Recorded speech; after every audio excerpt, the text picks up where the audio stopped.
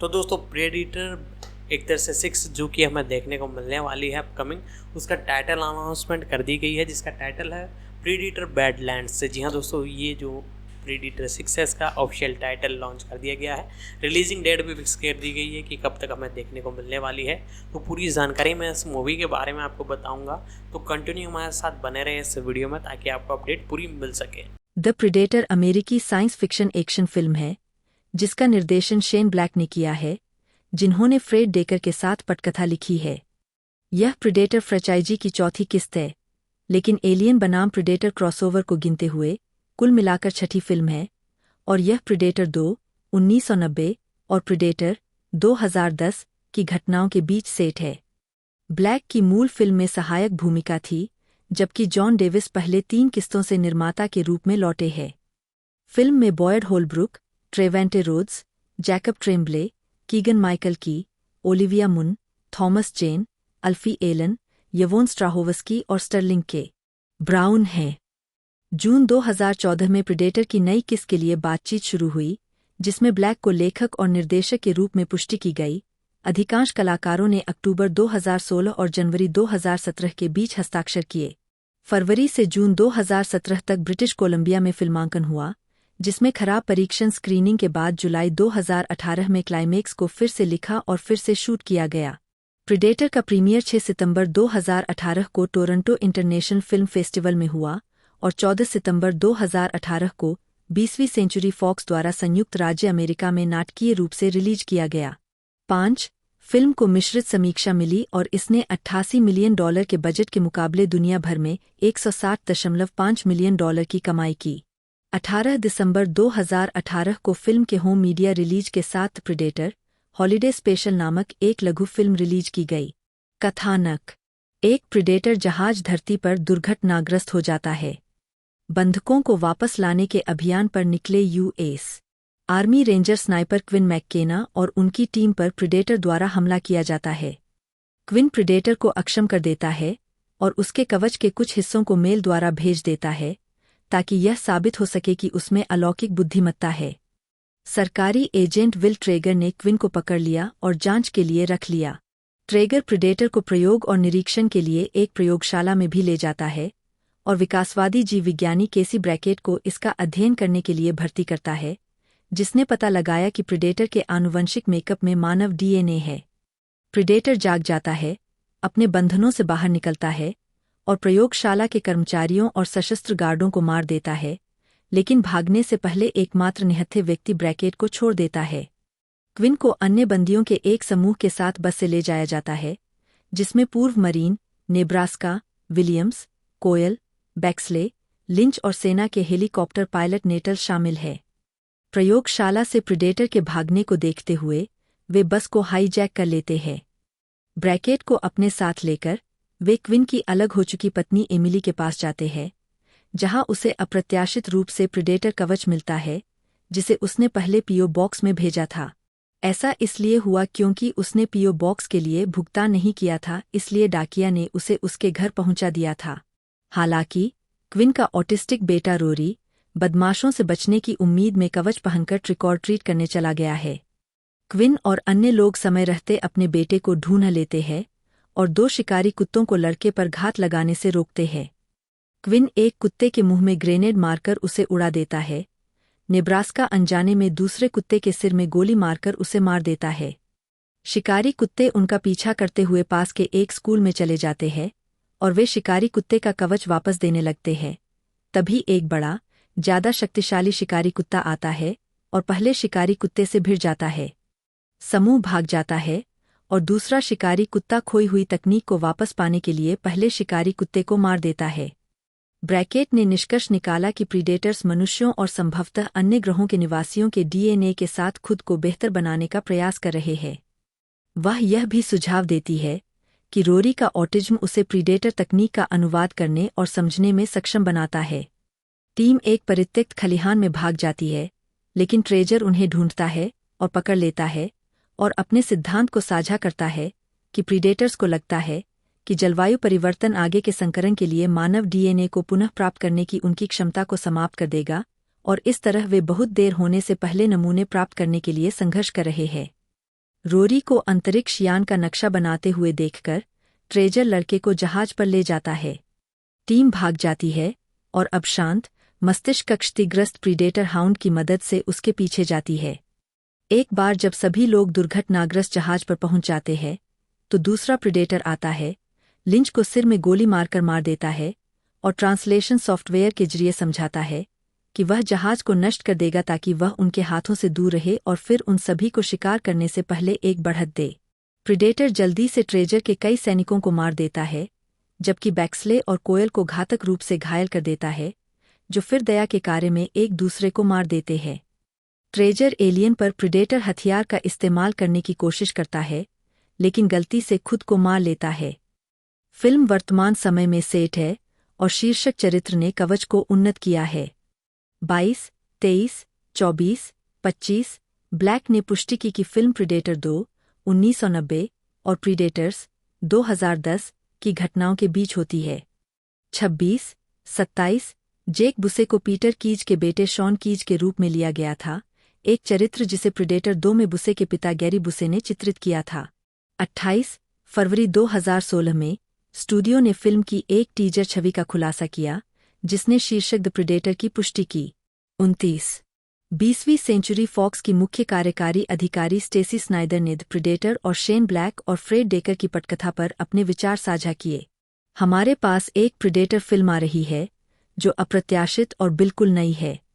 मैंने बस कल्पना की थी कि स्क्रिप्ट पढ़ने में 500 घंटे लगेंगे, कि यह अंदर जंगल होगा, बाहर और भी जंगल होगा और फिर लड़ाई होगी, लेकिन एम्मा वाट्स बाहर गई और शेन ब्लैक को भर्ती किया। पहले पन्ने से यह एक प्रीडेटर फिल्म की तरह नहीं लग रहा था। यह उपनगरीय क्षेत्र में सेट है। एक्शन के केंद्र में एक छोटा लड़का और उसका पिता है। 30 ढलाई अर्नोल्ड श्वार्ज़नेगर ने ब्लैक के साथ पहली प्रीडेटर फिल्म से डच शेफर के रूप में अपनी भूमिका को दोहराने के बारे में बात की, लेकिन छोटी भूमिका के कारण कैमियो को अस्वीकार कर दिया।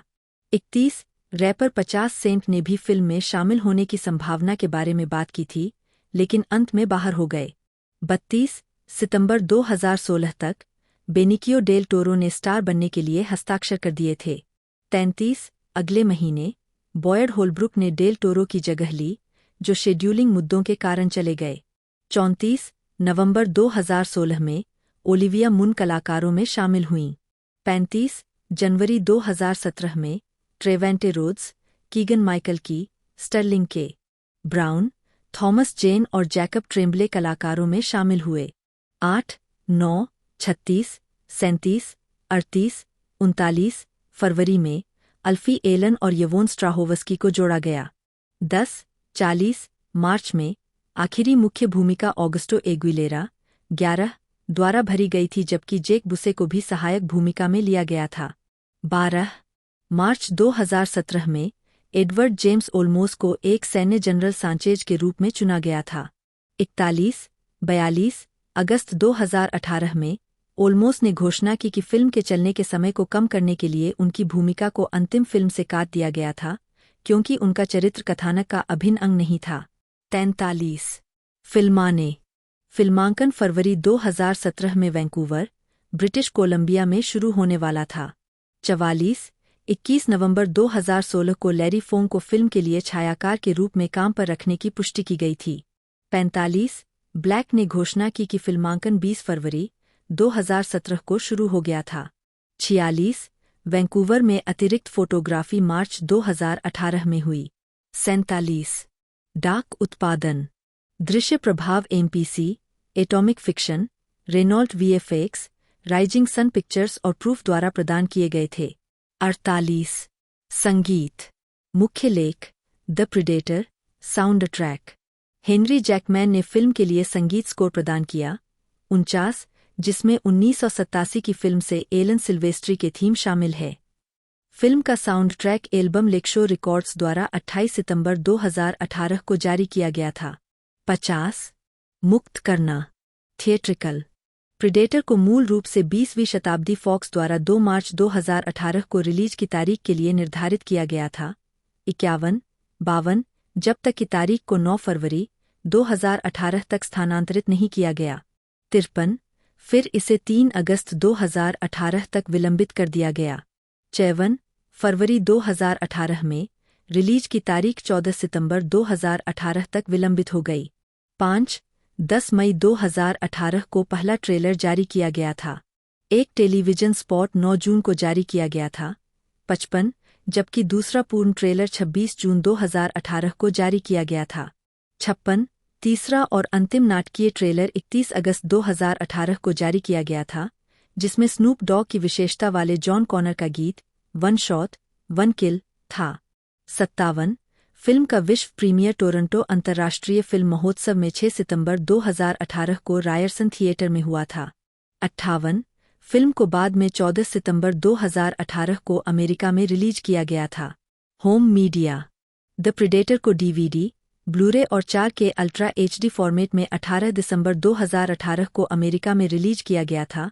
साथ ही short film the Predator holiday special भी रिलीज की गई थी, जिसमें सांता क्लॉज और उनके कल्पित बौने और हिरन उत्तरी ध्रुव पर एक शिकारी से भिड़ते हैं। 59 यह फिल्म अंततः यूनाइटेड किंगडम में 18 दिसंबर 2018 को डीवीडी, ब्लूरे और 4K अल्ट्रा HD फॉर्मेट में रिलीज की जाएगी। 60 फिल्म का तीसरा भाग मूल रूप से दिन के समय सेट किया गया था। परिणामी दृश्यों को अप्रभावी पाए जाने के बाद उन्हें बड़े पैमाने पर रात में फिर से शूट किया गया। ब्लैक चाहते थे कि होम मीडिया रिलीज में फिल्म के दोनों संस्करण प्रीडेटर AM और प्रीडेटर PM शामिल हों, लेकिन स्टूडियो ने मना कर दिया क्योंकि वह दिन के उजाले वाले संस्करण के डिजिटल प्रभावों को पूरा करने के लिए भुगतान नहीं करना चाहता था। 61 स्वागत प्रीडेटर रोरी को ले जाता है, यह मानते हुए कि उसका ऑटिज्म मानव विकास में एक प्रगति है जो उसे संकरण के लिए एक सार्थक विषय बनाता है, और अपने जहाज में उड़ जाता है। क्विन, नेब्रास्का और नेटल्स जहाज के बाहरी हिस्से पर उतरते हैं, लेकिन प्रीडेटर एक बल क्षेत्र को सक्रिय करता है जो नेटल्स के पैरों को काट देता है और बाद में जहाज से गिरकर उसकी मौत हो जाती है। नेब्रास्का जहाज के टरबाइन में फिसलकर खुद को बलिदान कर देता है, जिससे उसका इंजन फट जाता है और जंगल में दुर्घटनाग्रस्त हो जाता है। क्विन जहाज के दुर्घटनाग्रस्त होने पर चुपके से उसमें घुस जाता है और प्रीडेटर पर हमला करता है। दुर्घटना के बाद ब्रैकेट आता है और तीनों प्रीडेटर को उसके हथियारों से परास्त करने और उसे मारने में कामयाब हो जाते हैं। वे रवाना होने से पहले अपने गिरे हुए साथियों को ट्रिंकेट के साथ श्रद्धांजलि देते हैं। बाद में क्विन और रोरी को एक विज्ञान प्रयोगशाला में देखा जाता है, जो प्रीडेटर के जहाज पर पाए गए कार्गो को खोलते हुए देखते हैं, जिसके बारे में एक वैज्ञानिक संकेत देता है कि उसे जानबूझकर पीछे छोड़ दिया गया था। प्रौद्योगिकी का एक टुकड़ा बाहर निकलता है और खुद को एक प्रयोगशाला कार्यकर्ता से जोड़ता है, जो निष्क्रिय होने से पहले एक परिवर्तनकारी प्रीडेटर किलर सूट के रूप में काम करता है। यह महसूस करते हुए कि पहला प्रीडेटर बड़े प्रीडेटर के खिलाफ एक निष्पक्ष लड़ाई के लिए इसे मानवता को सौंपने की कोशिश कर रहा था, क्विन संकेत देता है कि वह सूट को संचालित करने वाला पायलट होगा। ढालना अधिक जानकारी प्रीडेटर फ्रैंचाइज पात्रों की सूची। Boyd Holbrook, Quinton, Quinn, McKenna, Emily के अलग हुए पति, रोरी के पिता और एक आर्मी रेंजर कैप्टन, जो प्रीडेटर्स के अस्तित्व का पता लगाता है और उनके खिलाफ लड़ाई का नेतृत्व करता है। ट्रेवेंट रोड्स, नेब्रास्का, विलियम्स के रूप में। 6 एक पूर्व मरीन अधिकारी जो क्विन के नेतृत्व में एक विशेष शिकारी शिकार अभियान में शामिल होता है और उसका सबसे करीबी सहयोगी बन जाता है। 7 ओलिविया मुन, केसी ब्रैकेट, एक विकासवादी जीव विज्ञानी जो चालक दल के मिशन में शामिल होती है। जैकब ट्रेम्बले, रोरी मैककेना, क्विन और एमिली का बेटा, जो ऑटिज्म से पीड़ित है और स्कूल में उसका उत्पीड़न होता है, लेकिन भाषा सीखने की अपनी असाधारण क्षमता के कारण वह प्रीडेटर्स के खिलाफ लड़ाई में एक प्रमुख खिलाड़ी बन जाता है। कीगन माइकल की कोयल के रूप में, एक मरीन अनुभवी, जो प्रीडेटर्स से लड़ने के लिए क्विन और विलियम्स के साथ मिलकर काम करता है। 8 स्टर्लिंग के ब्राउन, विल ट्रेगर, एक सरकारी एजेंट और स्टारगेजर प्रोजेक्ट का निदेशक, जो क्विन को जेल में डाल देता है, लेकिन बाद में उसे शिकारियों से लड़ने में उसकी मदद की जरूरत होती है। 9 थॉमस जेन बैक्सले के रूप में, अफगानिस्तान और इराक युद्धों के एक मरीन दिग्गज, जिनके टॉरेट सिंड्रोम के कारण टिक्स और अनैच्छिक रूप से शपथ ग्रहण होता है। फिल्म में टॉरेट सिंड्रोम देखें। उनके चरित्र का नाम 1987 की फिल्म के स्टंट समन्वयक क्रेगार बैक्सले के नाम पर रखा गया था। अल्फी एलन लिंच के रूप में एक पूर्व मरीन जो क्विन सहित कई अन्य बाहरी लोगों के साथ मिलकर उपनगरों में मानव शिकारियों को रोकने के लिए काम करता है। 10 ऑगस्टो एग्विलेरा नेटल्स के रूप में एक पूर्व हुई हेलीकॉप्टर पायलट और धार्मिक कट्टरपंथी जिसे दुर्घटना में दर्दनाक मस्तिष्क की चोट लगी है। 11 जेक बुसे सीन कीज के रूप में एक प्रमुख स्टारगेजर वैज्ञानिक पीटर कीज का बेटा, प्रीडेटर 2 में बुसे के पिता गैरी बुसे द्वारा निभाया गया किरदार। 12 यवोन स्ट्राहोवस्की एमिली मैककेना, क्विन की अलग हुई पत्नी और रोरी की मां। छोटी भूमिकाओं में अन्य कलाकारों में एजेंट थॉमस जे चर्च के रूप में आरजे फेदरस्टोनहॉग, डॉ यामाडा के रूप में पीटर शिंकोड़ा, लेफ्टिनेंट जनरल मार्क्स के रूप में लोचलिन मुनरो, डेरेक के रूप में निकोलस डुकिक, ईजे के रूप में गैब्रियल लाबेले, सेपिर के रूप में नियाल मैटर, डुप्री के रूप में माइक डोपुर और डाक कर्मचारी के रूप में गैरी चाक शामिल है। प्रीडेटर्स को सूट में और स्टंटमैन ब्रायन एप्रिंग्स और काइल स्ट्रॉस द्वारा मोशन कैप्चर के माध्यम से चित्रित किया गया था। 13 ब्रायन एप्रिंग्स द्वारा गायन के साथ। फ्रांकोइस यिप कुछ समय के लिए प्रोजेक्ट स्टारगेजर की एक ऑपरेटिव सुश्री कुलेन युटानी के रूप में दिखाई देती है, जो एलियंस बनाम प्रीडेटर रिक्विम से अपनी भूमिका को दोहराती है, हालांकि उनके बोलने वाले दृश्यों को काट दिया गया था। स्टंट वुमन ब्रेना वॉटकिंस उन दृश्यों में जिन्हें फिल्माया गया था लेकिन इस्तेमाल नहीं किया गया था, ने एक वैकल्पिक अंत में एलेन रिप्ले को चित्रित किया और एक दूसरे वैकल्पिक अंत में एक वयस्क रेबेका न्यूट जॉर्डन को एलियन फ्रेंचाइजी से जुड़ने का इरादा किया, जिसमें वे पात्र पहली बार दिखाई दिए, और एक एलियन बनाम प्रीडेटर केंद्रित सीक्वल फिल्म की स्थापना की, जिसमें प्रीडेटर किलर के रूप में समय में वापस यात्रा की गई थी। 14-15 एडवर्ड जेम्स ओल्मोस की जनरल वुडहर्स्ट के रूप में सहायक भूमिका थी, लेकिन समय की कमी के कारण उनके दृश्यों को काट दिया गया था। 16 उत्पादन पूर्व उत्पादन जून 2014 में फॉक्स ने एक सीक्वल की घोषणा की। शेन ब्लैक, जिन्होंने प्रीडेटर में सहायक किरदार रिक हॉकिंस की भूमिका भी निभाई थी, ने निर्देशन किया और फ्रेड डेकर के साथ सहलेखन किया, जबकि जॉन डेविस ने इसका निर्माण किया। 17 डेविस ने फिल्म के बारे में कहा है कि उन्हें लगता है कि यह ताज़ा है और फ्रेंचाइजी को अलग, दिलचस्प तरीके से फिर से कल्पना करती है। 18 फरवरी 2016 में ब्लैक ने कहा कि नए सीक्वल का शीर्षक द प्रीडेटर होगा। 19 उन्होंने इस परियोजना को एक इवेंट फिल्म के रूप में संदर्भित किया है, जिसका उद्देश्य प्रीडेटर श्रृंखला को ऊपर उठाना है। यह प्रीडेटर को फिर से इवेंटेज करने का एक प्रयास है, इसे अधिक रहस्यमय बनाने का एक प्रयास है। 20-21 ब्लैक ने यह भी व्यक्त किया कि फिल्म मूल फिल्म के अंतरंग पैमाने पर वापसी को चिह्नित करेगी। 21 प्रीडेटर केवल यह सुझाव देता है कि ऑटिस्टिक व्यक्ति जो विद्वान गुणों और न्यूरोडाइवर्सिटी के अन्य रूपों का प्रदर्शन करते हैं, वे या तो फायदेमंद है या थे, बल्कि वे मानव विकासवादी पथ पर एक आगे के कदम का प्रतिनिधित्व करते हैं। साइफी वायर द्वारा रिपोर्ट की गई वैज्ञानिक राय के अनुसार इस तरह की थीसिस में कुछ मुद्दे होंगे। 89 न्यूयॉर्क पोस्ट की समीक्षा यह कहते हुए समाप्त होती है, लेकिन इससे भी बदतर एक कथानक रेखा है जिसमें ऑटिज्म और एक संदिग्ध वैज्ञानिक सिद्धांत शामिल है जो माता पिता को क्रोधित कर देगा।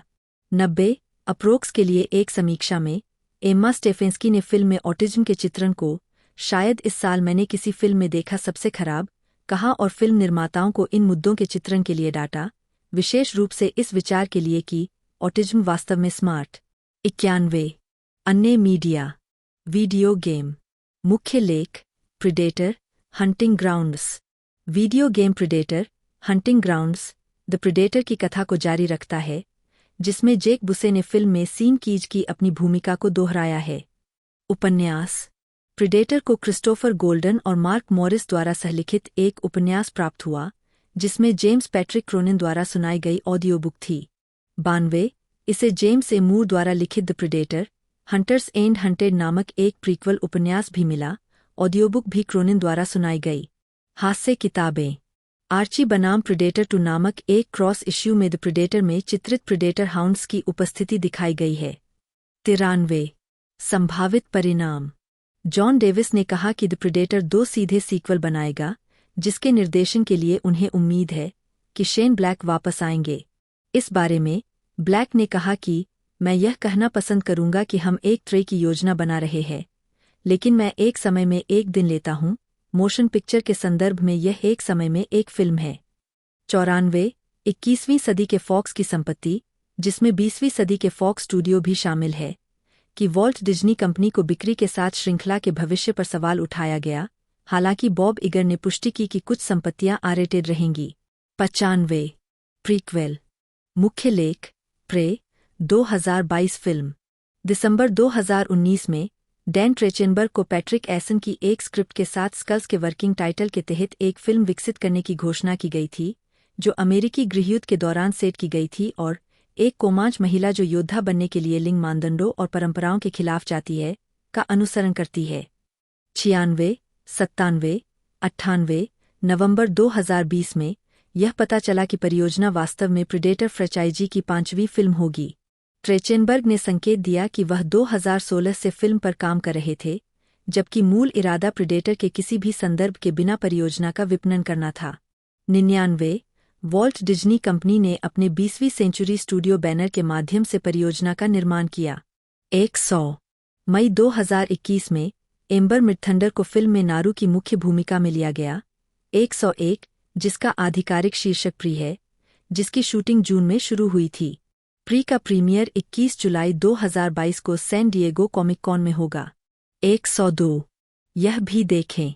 प्रीडेटर ने संयुक्त राज्य अमेरिका और कनाडा में $51 मिलियन और अन्य क्षेत्रों में $109.5 मिलियन की कमाई की, जिससे दुनिया भर में कुल कमाई $160.5 मिलियन रही, जबकि इसका उत्पादन बजट $88 मिलियन था। 4 यह घरेलू बॉक्स ऑफिस पर प्रीडेटर, मूल प्रीडेटर और एलियन बनाम प्रीडेटर के बाद चौथी सबसे अधिक कमाई करने वाली फिल्म थी।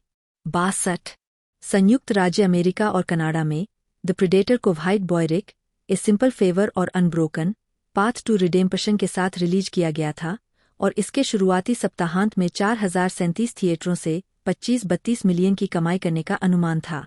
63 इसने अपने पहले दिन 10.5 मिलियन कमाए, जिसमें गुरुवार रात के पूर्वावलोकन से $2.5 मिलियन शामिल थे। यह $24 मिलियन से शुरू हुआ, बॉक्स ऑफिस पर पहले स्थान पर रहा, लेकिन 2010 की फिल्म $24.8 मिलियन की तुलना में कम शुरुआत हुई। 64 यह अपने दूसरे सप्ताहांत में 65% गिरकर $8.7 मिलियन पर चौथे स्थान पर रही। 65 अपने तीसरे सप्ताहांत में फिल्म ने $3.9 मिलियन की कमाई की। आलोचनात्मक प्रतिक्रिया। समीक्षा एग्रीगेटर वेबसाइट रॉटन टोमाटोज पर 299 आलोचकों की 34% समीक्षाएं सकारात्मक है, जिनकी औसत रेटिंग 5.010 है। वेबसाइट की आम सहमति कहती है, प्रीडेटर में हिंसा और चुटकुलों की भरमार है, लेकिन इसकी अव्यवस्थित रूप से खोखली कार्रवाई एक ऐसे अवसर को खो देती है, जो निराशा से परिभाषित एक फ्रेंचाइज के लिए एक और चूक है। 67 मेटाक्रिटिक, जो भारित औसत का उपयोग करता है, ने 49 आलोचकों के आधार पर फिल्म को 100 में से 48 का स्कोर दिया, जो मिश्रित या औसत समीक्षाओं को दर्शाता है। 68 सिनेमास्कोर द्वारा सर्वेक्षण किए गए दर्शकों ने फिल्म को A+ से F पैमाने पर C+ का औसत ग्रेड दिया। पोस्टट्रैक पर उन लोगों ने इसे 66% सकारात्मक स्कोर और 55% निश्चित रूप से अनुशंसित दिया, और सोशल मीडिया मॉनिटर रेलिशमिक्स ने नोट किया कि ऑनलाइन फिल्म के बारे में मिश्रित प्रतिक्रियाएं थीं। चौस हॉलीवुड रिपोर्टर के लिए लिखते हुए जॉर्डन मिंटजर ने फिल्म को पिछली किश्तों की तुलना में बड़ी, मतलबी, खूनी, मजेदार कहा और लिखा, क्या दुनिया को वास्तव में सीक्वल की जरूरत है, और क्या यह रीबूट बिल्कुल भी जरूरी था? शायद यह सवाल उठाने लायक है, लेकिन कम से कम ब्लैक का इस पर यह कहना है कि हमें उचित मनोरंजन देते हुए इसे कभी भी बहुत गंभीरता से नहीं लेना चाहिए। 69 रोजरिबर्ट.com के ब्रायन टेलेरिको ने कलाकारों की टुकड़ी, गति और ब्लैक के निर्देशन की प्रशंसा करते हुए लिखा, ब्लैक को अविश्वसनीय रूप से करिश्माई कलाकारों द्वारा बहुत सहायता मिली है, और वह जानता है कि उनकी ताकत को बढ़ाने के लिए उनका उपयोग कैसे किया जाए। 70 ए क्लब के ए डॉव ने लिखा, द प्रीडेटर, जिसे ब्लैक ने मॉन्स्टर स्क्वाड के सहलेखक और निर्देशक फ्रेड डेकर के साथ मिलकर लिखा था, आधुनिक ब्लॉकबस्टर फिल्म निर्माण के लिए कुछ रियायतें देता है, जिसमें CGI की अधिकता, एक स्पष्ट रूप से फ्रेंचाइज प्यासा अंत और मूल के कुछ संदर्भ शामिल है। लेकिन फिल्म के मूल्य 2018 की तुलना में 1988 के अधिक है, और यही बात इसे मज़ेदार बनाती है। कम से कम कुछ जगहों पर ब्लैक ने एड्रेनालाइन जंग की जंग के उस बीते युग की भावना को बिना किसी रेट्रोफुस के पकड़ लिया है। उन्होंने फिल्म को बी ग्रेड दिया। 71। एक नकारात्मक समीक्षा में वैरायटी के डेनिस हार्वे ने इसे एक थका देने वाली ऊर्जावान गड़बड़ कहा, जिसमें एक सुसंगत कथानक और विश्वसनीय चरित्र अव्यवस्थित मेनू पर भी नहीं है। 72 नेर्डिस्ट के लिए लिखते हुए केटी वॉल्श ने फिल्म को गड़बड़, अव्यवस्थित और उलझा हुआ कहा, और कहा कि इसकी कॉमेडी और एक्शन एक दूसरे के साथ युद्ध में है। पात्र शिकारियों और उनके पालतू जानवरों से उलझते हुए एक दूसरे पर चुटकुले उछालते हैं, जो अनिवार्य रूप से हास्य और एक्शन दोनों के प्रभाव को बेअसर कर देता है। 73 ड्रेड सेंट्रल के लिए लिखते हुए जोनाथन बर्कर ने फिल्म को 5 में से 2 स्टार दिए।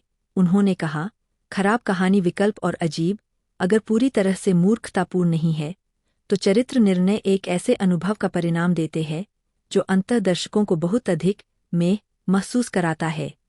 74 आईजीएन के जिम वेजवोडा ने फिल्म को 10 में से 6.5 अंक दिए और कहा, प्रीडेटर 31 साल पुरानी श्रृंखला को फिर से जीवंत करने के लिए बहुत कुछ सही करता है, लेकिन इसके उन्मादी गड़बड़ अंतिम दृश्य के दौरान सब कुछ ध्वस्त हो जाता है, जो उस बिंदु तक काफी हद तक मजेदार रोमांच का निराशाजनक निष्कर्ष था। 75 2020 में बॉयड होलब्रुक ने प्रीडेटर के खराब प्रदर्शन और इस अनुभव से जो सीखा उस पर नजर डाली। मुझे लगता है कि पहले वाले प्रीडेटर ने बोतल में बिजली पकड़ ली थी, होलब्रुक ने स्वीकार किया, और जब लोग और अधिक करना चाहते हैं तो शायद आपको कभी कभी सोते हुए कुत्ते को सोने देना चाहिए। 76 2022 में निर्देशक शेन ब्लैक ने फिल्म की असफलता के लिए खुद को दोषी ठहराया। असफल फिल्म के लिए स्टूडियो सहित किसी को भी दोषी ठहराने का रास्ता नहीं अपनाने जा रहा हूं। हमने कुछ अलग करने की कोशिश की। पीछे मुड़कर देखे तो नब्ज पर उंगली की बात करते हुए मुझे लगता है कि हमारे पास वह उंगली नहीं थी। 77 विवादों।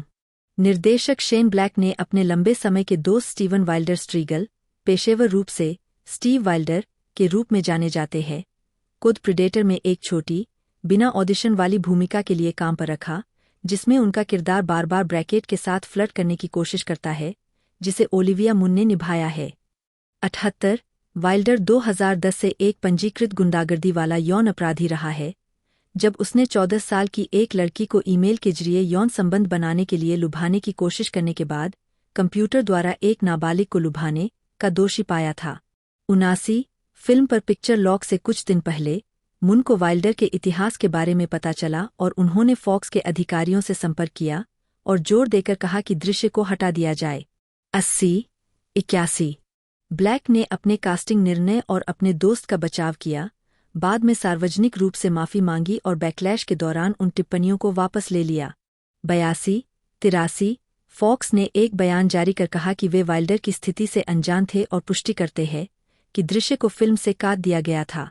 84 सहकलाकार स्टर्लिंग के ब्राउन ने मुन के समर्थन में ट्वीट किया, लेकिन शुरुआत में फिल्म के अधिकांश अन्य कलाकार चुप रहे, बढ़ते सार्वजनिक दबाव के बाद बयान जारी किए। 85 86 87 88 ब्लैक की एक पहचानी लेखन शैली है, जिसमें ऐसी कहानियां शामिल है जिनमें 2 मुख्य पात्र दोस्त बन जाते हैं, समस्याग्रस्त नायक जो कथा के अंत में बेहतर इंसान बन जाते हैं। 26 और वे मजाकिया संवाद करते हैं, जिसमें भूल भुलैया अपराध की साजिशें शामिल होती है, जो अक्सर क्रिसमस के समय में सेट की जाती है। 27 वे अपनी स्क्रिप्ट में जो चुटकुले शामिल करते हैं, उन्हें शेन ब्लैकिज्म के रूप में संदर्भित किया जाता है, जिसमें कहानी की स्थितियों के बारे में चुटकुले स्क्रिप्ट के दृश्य निर्देशों में शामिल किए जाते हैं। 28 वे कभी कभी स्टूडियो के अधिकारियों और स्क्रिप्ट पाठकों पर टिप्पणियां भी करते हैं। इनके उदाहरणों में शामिल है घातक हथियार से, XT, posh Beverly hills home, Twilight. अगर यह फिल्म बहुत बड़ी हिट होती है तो मैं इस तरह का घर खरीदूंगा।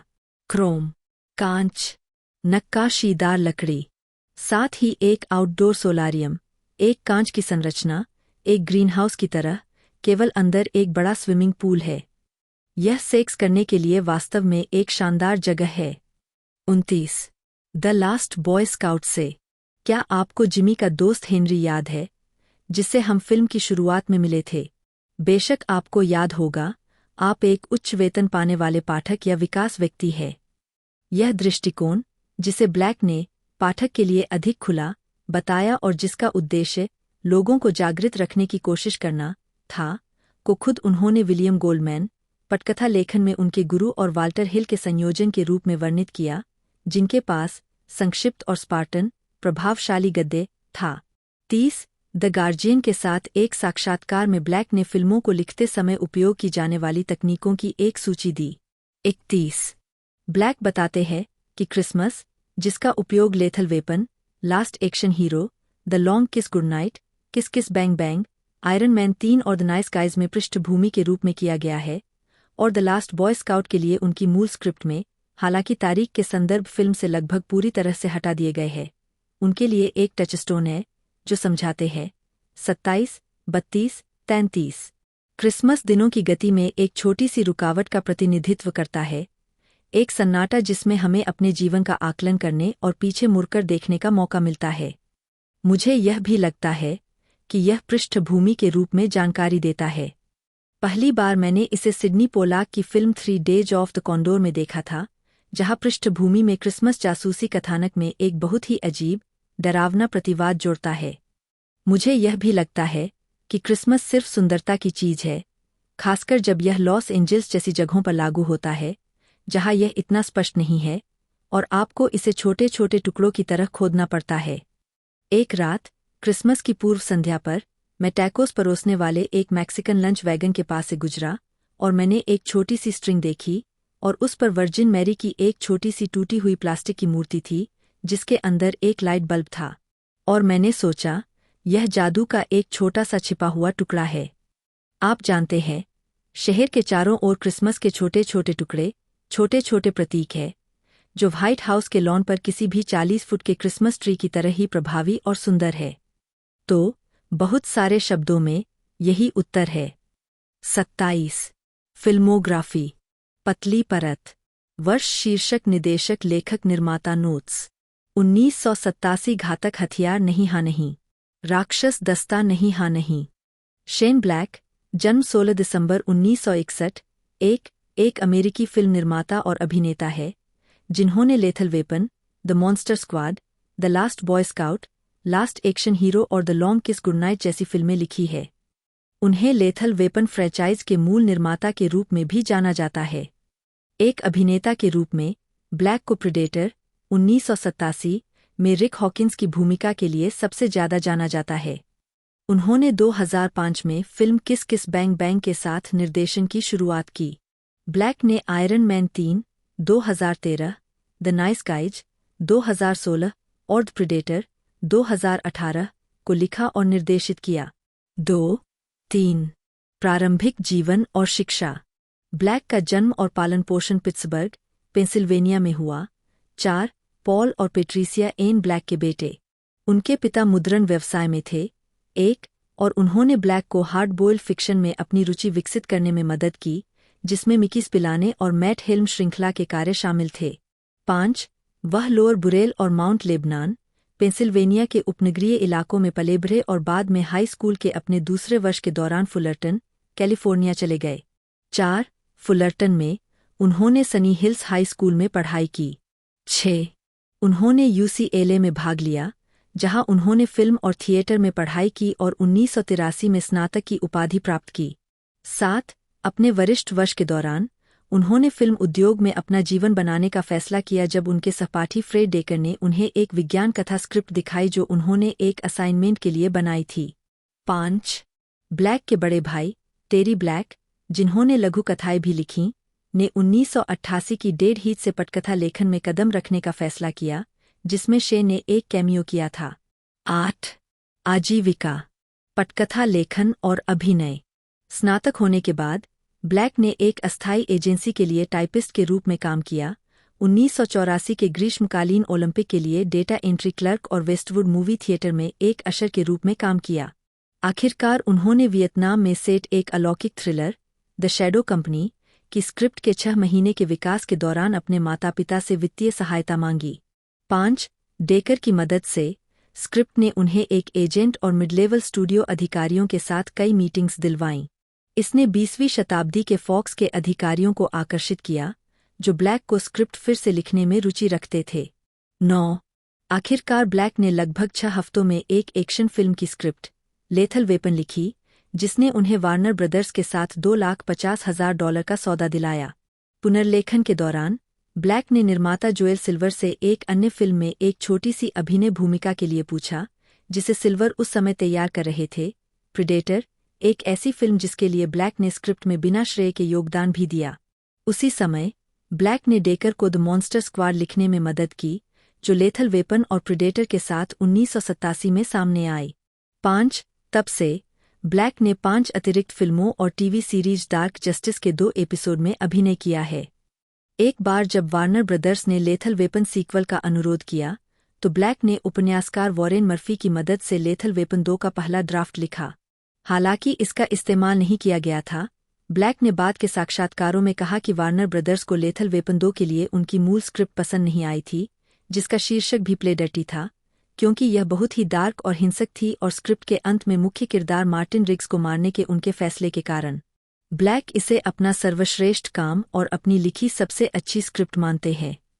10, 11, 12 थकावट महसूस करने और स्टूडियो के साथ टकराव के कारण ब्लैक ने 6 महीने बाद ही प्रोजेक्ट छोड़ दिया। अपने काम के लिए मर्फी के साथ $250,000 के भुगतान में से $125,000 कमाए। 5, 9, 2 साल के विश्राम के बाद ब्लैक ने अपने एक पुराने विचार को लेने का फैसला किया जो लेथल वेपन के निर्माण के दौरान उभरा और इसे एक पूर्ण पटकथा में बदल दिया। परिणाम, द लास्ट बॉय स्काउट ने उन्हें 1991 में $1.75 मिलियन कमाए। 9. ब्लैक ने 1993 में लास्ट एक्शन हीरो के अपने पुनर्लेखन के लिए $1 मिलियन कमाए। 13. उन्होंने 1994 में द लॉन्ग किस गुडनाइट लिखने के लिए $4 मिलियन प्राप्त करके एक रिकॉर्ड बनाया। 14. रास्ते पर लाने वाला। ब्लैक ने 2005 की किस किस बैंग बैंग के साथ अपने निर्देशन की शुरुआत की और बाद में 2013 की आयरन मैन 3 का निर्देशन और ड्रू पियर्स के साथ सहलेखन किया, जो 2024 तक दुनिया भर में 25वीं सबसे ज्यादा कमाई करने वाली फिल्म है। 15. ब्लैक ने इसके बाद एज का निर्देशन और सहलेखन किया, जो अमेजन स्टूडियो के लिए संभावित श्रृंखला के लिए एक पायलट था।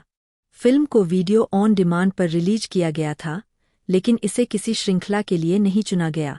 इसके बाद उन्होंने action comedy the nice guys बनाई, जिसमें रसेल क्रो और रयान गोसलिंग ने अभिनय किया और जोएल सिल्वर द्वारा निर्मित किया गया।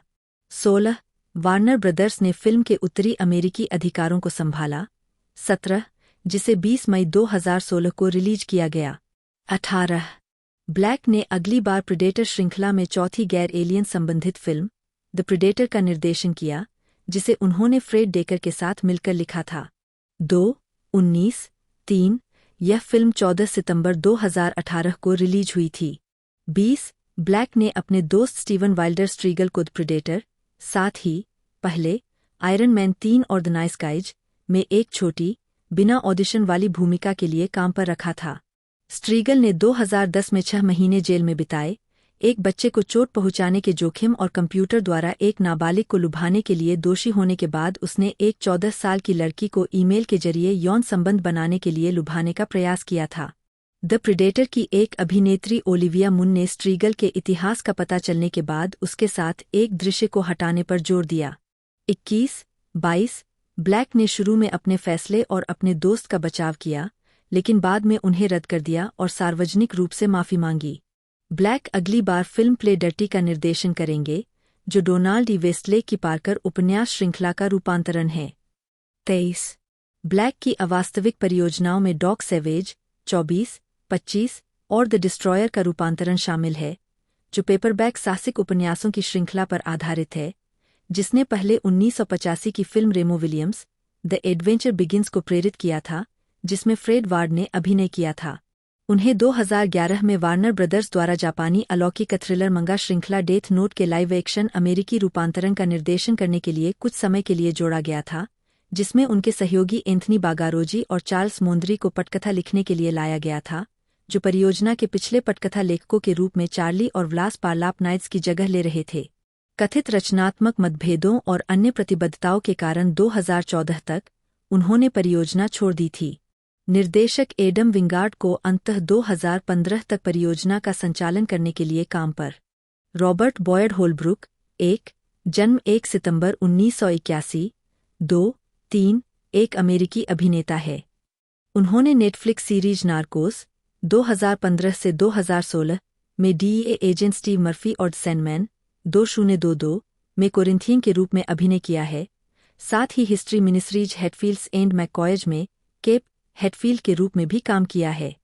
उन्होंने द स्केलेटन ट्विंस 2014 में बिली ए वॉक अमंग द टॉम्बस्टोन्स 2014 में पीटर क्रिस्टो, लोगान 2017 में डोनाल्ड पियर्स, द प्रेडेटर 2018 में क्विन मैककेना, ओजी 2019 में Pinkins, in the shadow of the moon 2019 में थॉमस लॉकहार्ट, वेंजेंस 2022 में Ty Shaw, Indiana Jones and the dial of destiny 2023 में Kleber और justified, city प्राइमवल 2023 में Clement मेंसेल की भूमिका निभाई।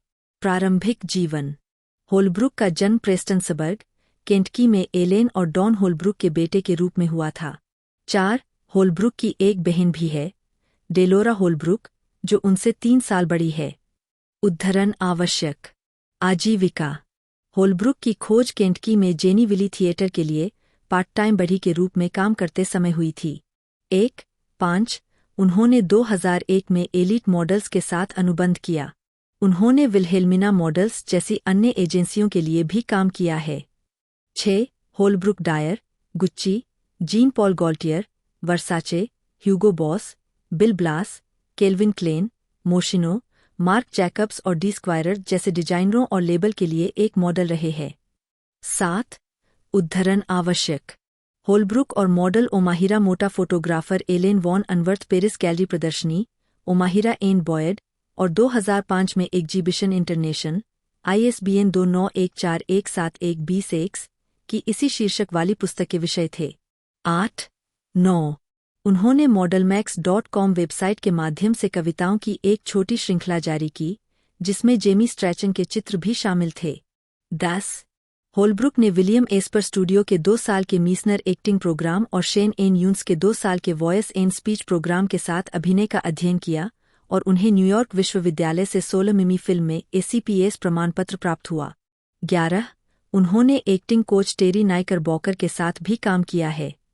12 उनके पिछले अभिनय कार्यों में मॉडल टिया एकहार्ट के साथ परमानेंट मी के लिए एलिसन संगीत वीडियो में एक भूमिका शामिल है। 13 होलब्रुक एक फोटोग्राफर है जिन्होंने डेविड आर्मस्ट्रांग के लिए काम किया है। वह एक मूर्तिकार भी है और उन्होंने 19 अप्रैल से 17 मई 2008 तक न्यूयॉर्क के चेल्सी में रेयर गैलरी में अपने पहले आर्ट शो इस्कैरियट में अपना काम प्रदर्शित किया। 14 2014 में होलब्रुक डेविड फिंचर की मनोवैज्ञानिक थ्रिलर गॉन गर्ल में जेफ के रूप में दिखाई दिए। 15 होलब्रुक ने नेटफ्लिक्स सीरीज नार्कोस में डीईए एजेंट स्टीव मर्फी का किरदार निभाया। 2017 में होलब्रुक ने द वुल्वरिन की अगली कड़ी लोगान में प्रतिपक्षी डोनाल्ड पियर्स की भूमिका निभाई। 16-17 2019 में होलब्रुक ने Netflix thriller film in the shadow of the moon में थॉमस लॉकहार्ट के रूप में अभिनय किया। 18 जनवरी 2021 में होलब्रुक को द सैंडमैन के नेटफ्लिक्स रूपांतरण में कोरिंथियन के रूप में लिया गया। 19 मई 2021 में होलब्रुक को Indiana Jones and the dial of destiny में कास्ट किया गया। 20 उन्होंने क्लेबर की भूमिका निभाई, जो एक नाजी ऑपरेटिव और मैड्स मिकेलसेन के डॉ. जुर्गेन वोलर का दाहिना हाथ था। होलब्रुक ने कहा कि उन्होंने डायल ऑफ डेस्टिनी को फिल्माने के दौरान हैरिसन फोर्ड से कई अभिनय सबक सीखे, जिसमें यह भी शामिल है कि कैसे उन्होंने मुझे निश्चित रूप से सिखाया कि आप तब तक दूर नहीं जाते जब तक आप अपने अंतर्मन में यह नहीं जानते कि आपने इसे प्राप्त कर लिया है और कोई गलत नोट नहीं है। 21 डायल ऑफ डेस्टिनी भी होलब्रुक का लोगान के निर्देशक जेम्स मैंगोल के साथ दूसरा सहयोग था। होलब्रुक ने फिल्म के निष्कर्ष का बचाव करते हुए कहा कि जब मैंने समापन देखा तो मुझे आश्चर्य हुआ कि इसने मुझे गले से पकड़ लिया। मैं थोड़ा भावुक था। व्यक्तिगत जीवन। होलब्रुक ने अभिनेत्री एलिजाबेथ ओल्सन को डेट किया है। मार्च 2014 में उनकी सगाई हुई थी, लेकिन जनवरी 2015 में ओल्सन ने उसी दिन अपनी सगाई तोड़ दी, जिस दिन होलब्रुक के दोस्त की मृत्यु हो गई थी।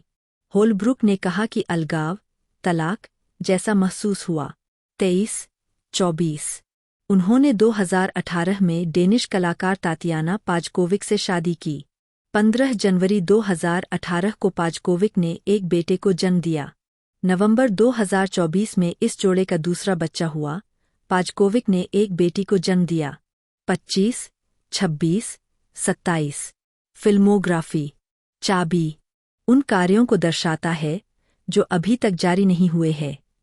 पतली परत वर्ष पतली परत भूमिका नोट्स संदर्भ 2008 दूध डेंटन स्मिथ 2011 उच्च भूमि किशोर एथन मिलर पुनर्मिलन डगलस क्लेरी ताकाहाशी का स्थानांतरण क्रेग लघु फिल्म 2012 बेले आइल का जादू ल्यूक फोर्ड 2013 मेजबान काइलोशिया भट्ठी से बाहर टैटू वाला लड़का 2014 कंकाल जुड़वा बिल्ली छोटी दुर्घटनाएं अमोस जेनकिंग्स 2005 के अंत में मुन ने टेलीविजन नाटक बियॉन्ड द ब्रेक के 2 सीजन में किशोर सर्फर माइली एक्यूना के रूप में अपनी भूमिका शुरू की, जो नोगिन के किशोर ब्लॉक द एन के दौरान प्रसारित हुआ।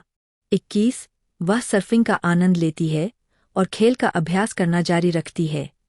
22 उन्होंने मूल रूप से काई केलोहा की भूमिका के लिए ऑडिशन दिया था, लेकिन निर्माता एक स्थानीय लड़की चाहते थे। 23 वह film the road to canyon lake में भी दिखाई दी। 24 2006 में मुन ने लोकप्रिय जी4 नेटवर्क कार्यक्रम अटैक ऑफ द शो में सहोस्ट केविन रोज के जाने के लिए एक प्रतिस्थापन खोजने के लिए जनता के लिए रखी गई प्रतियोगिता जीती। फिर उन्होंने 10 अप्रैल को केविन परेरा के साथ सहमेजबानी शुरू की। उन्होंने अस्थायी सहोस्ट सारा लेन की जगह ली। वीडियो गेम की दुनिया और वीडियो गेम की जीवन शैली के लिए समर्पित नेटवर्क ने पहले तो मुन को काम पर रखने में संकोच किया। हालांकि वह मानती है कि वीडियो गेम उसका कमजोर बिंदु था, लेकिन उसे अपने तकनीकी ज्ञान पर भरोसा था। 25 शो में उन्हें पत्रकार अन्ना डेविड के साथ इन योर पैंट्स नामक एक सेगमेंट में दिखाया गया था, जो दर्शकों के सेक्स और रिलेशनशिप के सवालों से निपटता है। अटैक ऑफ द शो पर काम करने के दौरान उन्होंने फॉर्मूला डी की मेजबानी की। 26 वह रॉब श्नाइडर की फिल्म बिग स्टेन 2007 में दिखाई दी, जहां उन्होंने श्नाइडर के किरदार की रिसेप्शनिस्ट मारिया की भूमिका निभाई। 11 हॉरर फिल्म इंसनीटेरियम में उनकी महत्वपूर्ण भूमिका थी, जहां उन्होंने एक शरण में नर्स की भूमिका निभाई थी। 27 2010 से 2014 न्यूज रूम और सफलता 2013 हार्पर बाजार woman of the year awards में मुन। उन्होंने डेट नाइट 2010 और आयरन मैन 2 2010 फिल्मों में भूमिकाएं निभाई थीं। रॉबर्ट डाउनी जूनियर ने मुन की उनके कामचलाऊ कौशल के लिए प्रशंसा की और तालियों की गड़गड़ाहट के साथ क्रू का नेतृत्व किया। 28 मुन ने 8 जून 2009 को जेसन सुदेकिस के साथ माइक्रोसॉफ्ट के बिंगेथॉन की मेजबानी की, जो माइक्रोसॉफ्ट के सर्च इंजन बिंग के लिए हुलू पर एक विज्ञापन था। 29 मुन एबीसी फैमिली के ग्रीक में दिखाई दी, जिसमें उन्होंने कैपी की प्रेमिका लाना का किरदार निभाया। मई 2010 में एनबीसी ने घोषणा की कि मुन टेलीविजन श्रृंखला परफेक्ट कपल्स में अभिनय करेंगी। आधे घंटे की रोमांटिक कॉमेडी का प्रीमियर 20 जनवरी 2011 को हुआ। 3 जून 2010 को मुन ने कॉमेडी सेंट्रल के द डेली शो में एक संवाददाता के रूप में अपनी नई भूमिका में शुरुआत की। 32 वेबसाइट ईजेबेल की इरिन कार्मोन ने उनकी साख पर सवाल उठाए थे, जिन्होंने सुझाव दिया था कि मुन को एक हास्य अभिनेता की तुलना में एक सेक्स प्रतीक के रूप में बेहतर जाना जाता था। 33 कार्मोन के कॉलम की मुन और डेली शो की महिला लेखकों, निर्माताओं और संवाददाताओं ने निंदा की, जिनमें से 32 ने शो की वेबसाइट पर एक खंडन पोस्ट किया जिसमें उन्होंने जोर देकर कहा कि ईजेबेल के टुकड़े द्वारा दिया गया डेली शो कार्यालय का विवरण सटीक नहीं था। 34-35 वह जून 2010 से सितंबर 2011 तक एक संवाददाता के रूप में 16 और एपिसोड में दिखाई दी। 36 एक संवाददाता के रूप में उनका आखिरी एपिसोड 2 सितंबर 2011 को प्रसारित हुआ। वह 6 अगस्त 2015 को मेजबान जॉन स्टीवर्ट के अंतिम शो में एक संक्षिप्त खंड के लिए लौटीं। 2010 में मुन ने एनबीसी के कॉमेडी ड्रामा चक में CIA एजेंट के रूप में अतिथि भूमिका निभाई। 37 2011 में मुन comedy film I don't know how she does it 2011 में मोमो के रूप में दिखाई दीं। 2012 में मुन ने द बेबी मेकर्स में एक प्रमुख भूमिका निभाई, फ्रीलोडर्स में एक छोटी भूमिका निभाई और स्टीवन सोडरबर्ग द्वारा निर्देशित मैजिक माइक में दिखाई दीं। वह फॉक्स के सिटकॉम न्यू गर्ल के सीजन 2 में 3 एपिसोड में निक की स्ट्रिपर गर्लफ्रेंड एंजी के रूप में भी दिखाई दीं। 38 मुन ने HBO पर आरोन सॉर्किन की drama series the news room में मुख्य भूमिका में प्रसिद्धि प्राप्त की। सीरीज में उन्होंने स्लोअन सबित की भूमिका निभाई, जो एक अर्थशास्त्री थे जिन्होंने शो के काल्पनिक समाचार नेटवर्क ACN पर मुख्य एंकर विल मैकेवॉय, जेफ डेनियल के साथ काम किया था।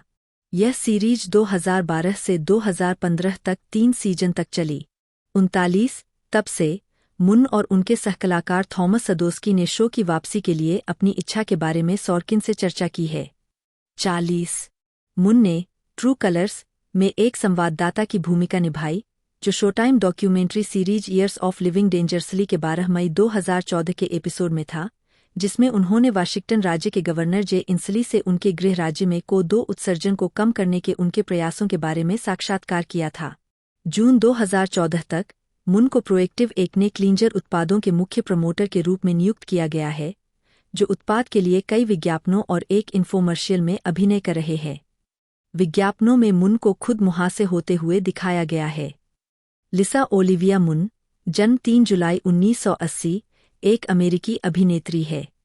तुलसा में एक समाचार स्टेशन में इंटर्नशिप के बाद वह लॉस एंजल्स चली गईं, जहां उन्होंने गेमिंग नेटवर्क G4 के लिए एक टेलीविजन होस्ट के रूप में अपना पेशेवर करियर शुरू किया, मुख्य रूप से 2006 से 2010 तक attack of the show series में। मुन 2010 से 2011 तक जॉन स्टीवर्ट के साथ द डेली शो में एक संवाददाता के रूप में दिखाई दीं। एक अभिनेत्री के रूप में वह हारून सोर्किन की HBO राजनीतिक drama series the news room 2012 से 2014 में अपनी भूमिका के लिए जानी गईं। मुन की अन्य अभिनय भूमिकाओं में टेलीविजन सीरीज बियॉन्ड ब्रेक 2006 से 2009 में एक आवर्ती भूमिका और कॉमेडी फिल्मों बिग स्टेन 2007 और डेट नाइट 2010 में सहायक भूमिकाएं और स्टीवन सोडरबर्ग की कॉमेडी ड्रामा मैजिक माइक 2012 शामिल है। उन्होंने अलौकिक horror film deliver us from evil 2014, comedy Mortdecai 2015 और एक्समेन एपोकैलिप्स 2016 में साइक्लॉक के रूप में अभिनय किया। 2017 में मुन ने द लेगो निंजागो मूवी में एक आवाज की भूमिका निभाई और हिस्ट्री चैनल सीरीज 6 2017 में दिखाई दीं। 2018 में उन्होंने science fiction film the predator में एक प्रमुख भूमिका निभाई थी। प्रारंभिक जीवन।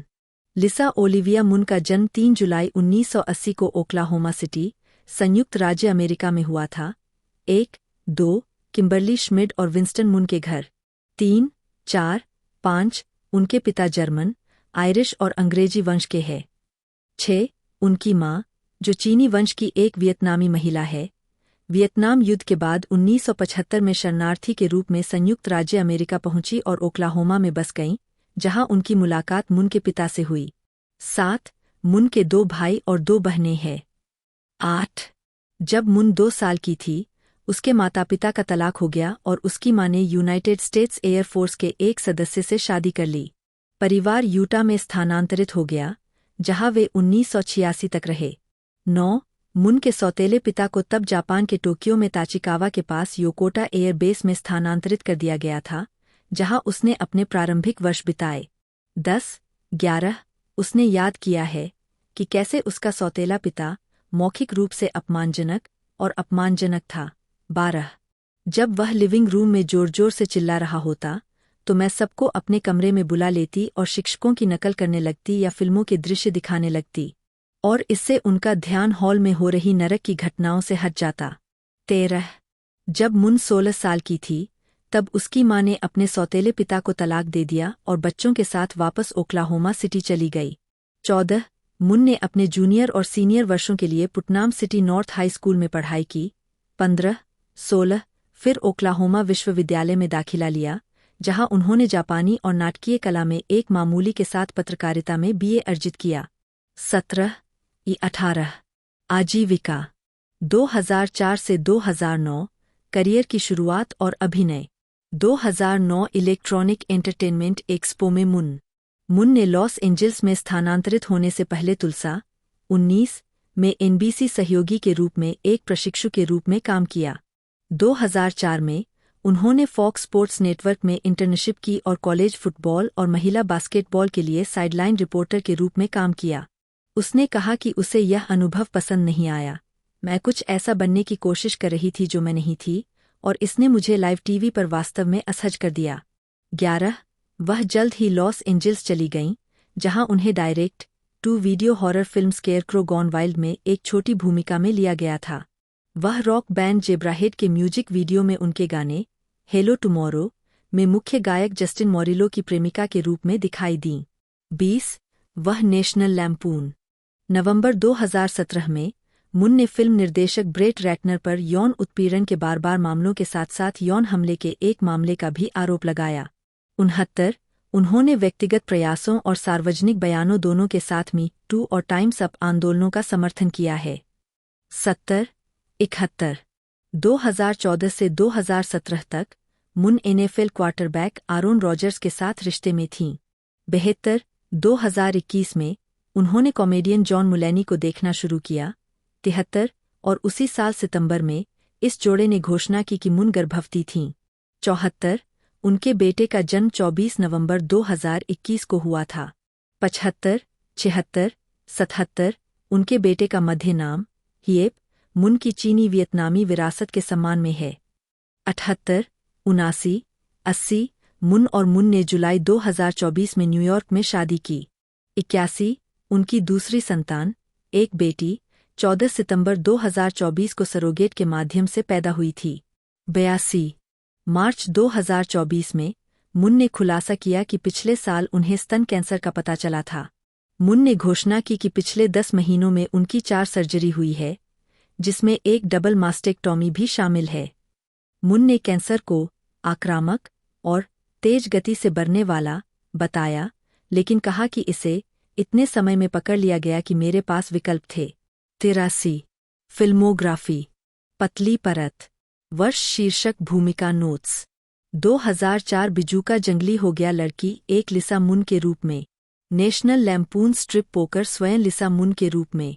2005 कैन्यन झील तक जाने वाला रास्ता एशियाई भीड़ लड़की लिसा मुन के रूप में। 2007 Big Stan Maria. 2008 Insanitarium Nancy. 2009 Slammin Salmon Samara Dubois. 2010 तिथि रात पंजा परिचारिका। आयरन मैन 2 शतरंज रॉबर्ट्स। जेडी जंकीज स्वयं। 2011 मुझे नहीं पता वह यह कैसे करती है मोमोहेन। 2012 Magic Mike Joanna. The baby makers Audrey McLean. मुफ्तखोर मिडलिन।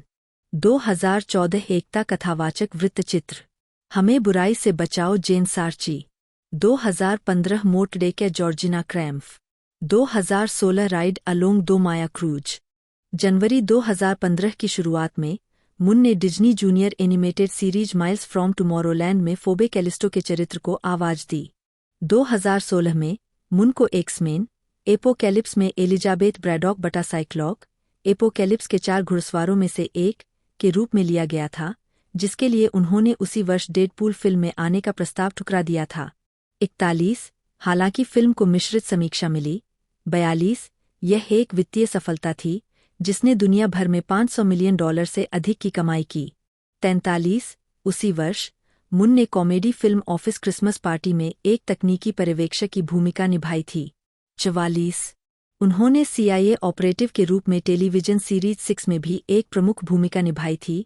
45 और सीजन 13 के दूसरे जज कट्स एपिसोड में अतिथि जज के रूप में अमेरिका के गॉट टैलेंट में दिखाई दी। मुन ने 2018 की science fiction horror film the predator में एक जीव विज्ञानी के रूप में भी अभिनय किया, जो प्रेडेटर फ्रेंचाइजी की चौथी किस्त है। 46 फिल्म की रिलीज के बाद यह पता चला कि मुन के सहकलाकार स्टीवन वाइल्डर स्ट्रीगल, जिनके साथ उन्होंने एक दृश्य साझा किया था, एक पंजीकृत यौन अपराधी था जिसने 14 साल की लड़की का शिकार किया था। 46 यह जानने के बाद मुन ने अपने साथी कलाकारों को सूचित किया और अनुरोध किया कि उस दृश्य फिल्म में स्ट्रीगल की एकमात्र उपस्थिति को फिल्म से काट दिया जाए। मुन ने बाद में Netflix release romantic comedy film love wedding repeat 2020 में मुख्य भूमिका निभाई, जो French feature plan day table की रीमेक थी।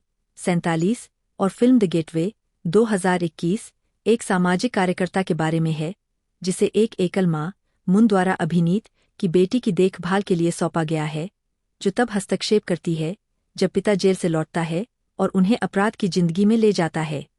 48 2021 से 2024 तक मुन ने वयस्क एनिमेटेड श्रृंखला हिटमंकी में सुपरविलेन अकीको योकोहामा बटा लेडी बुलसाई 2 को आवाज दी।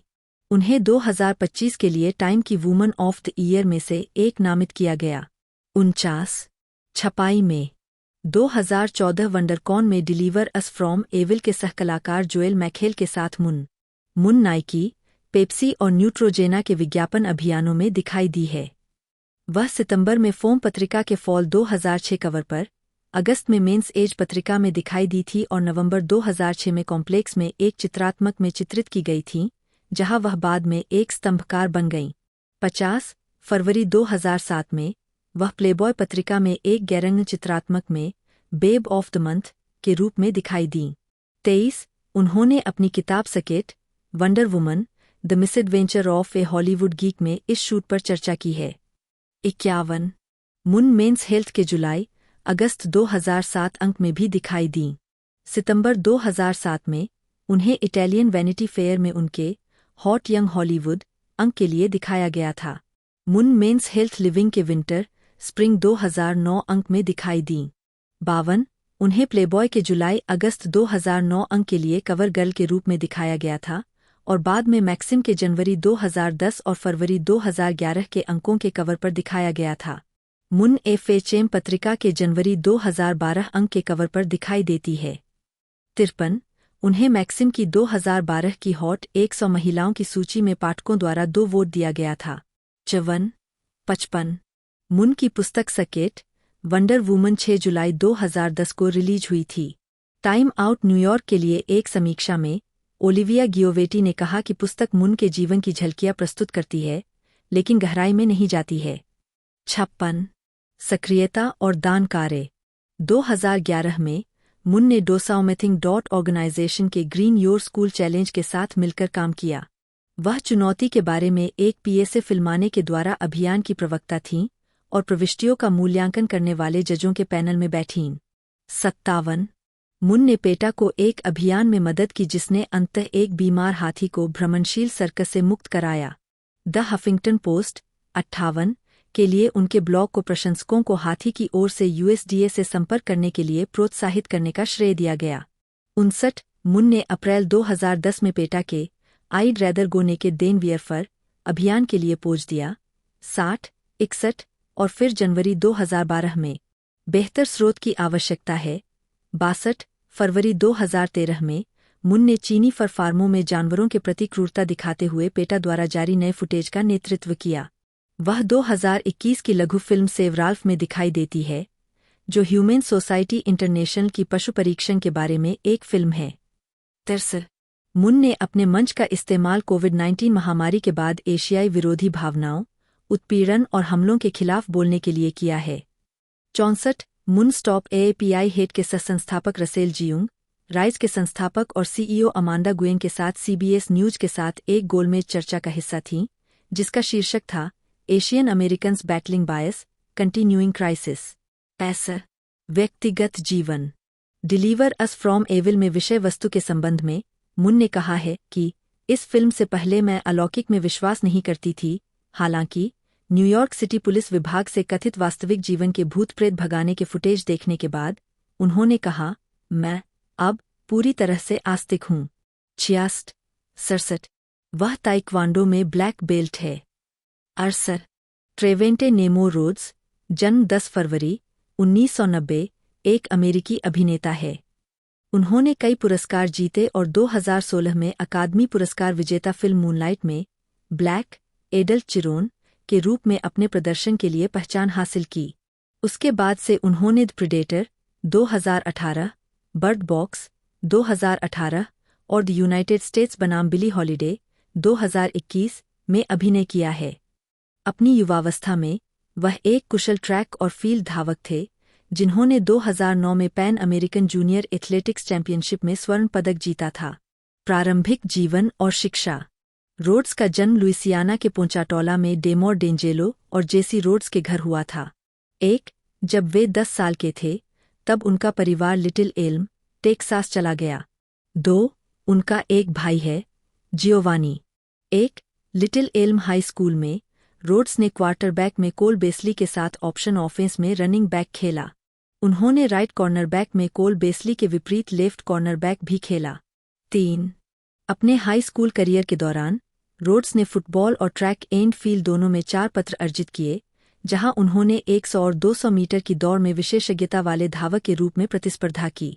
एक जूनियर के रूप में, रोड्स माइक ए मायर स्टेडियम में 2007 UIL track and field championship में दोनों दूरियों पर व्हिटनी प्रीवोस्ट के पीछे दूसरे स्थान पर रहे। 4. हालांकि फुटबॉल के मैदान पर एसीएल की चोट के कारण उनका सीनियर वर्ष छोटा हो गया, फिर भी उन्होंने ऑस्टिन में टेक्सास विश्वविद्यालय में ट्रैक और फील्ड में एथलेटिक छात्रवृत्ति अर्जित की। उन्होंने काइनेसियोलॉजी का अध्ययन किया। उद्धरण आवश्यक। रोड्स ने 2008 से 2012 तक टेक्सास लॉन्गहॉर्न्स के लिए एक धावक के रूप में प्रतिस्पर्धा की।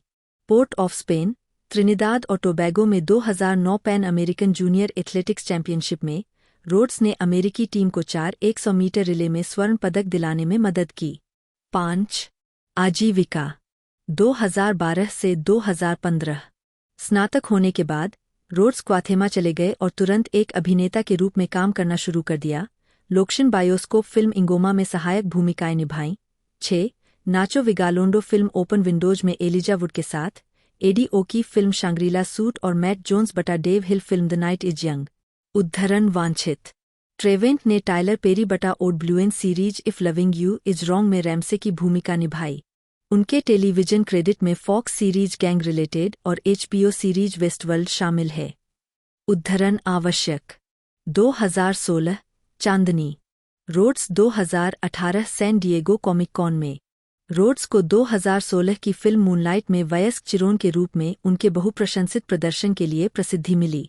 7, 8, 9 आउट के साथ एक साक्षात्कार में फिल्म के बारे में बात करते हुए, रोड्स ने कहा, अभी अमेरिका में एक अश्वेत व्यक्ति होना बकवास है, अभी अमेरिका में समलैंगिक होना बकवास है, और एक अश्वेत समलैंगिक होना कुछ लोगों के लिए सबसे निचला स्तर है।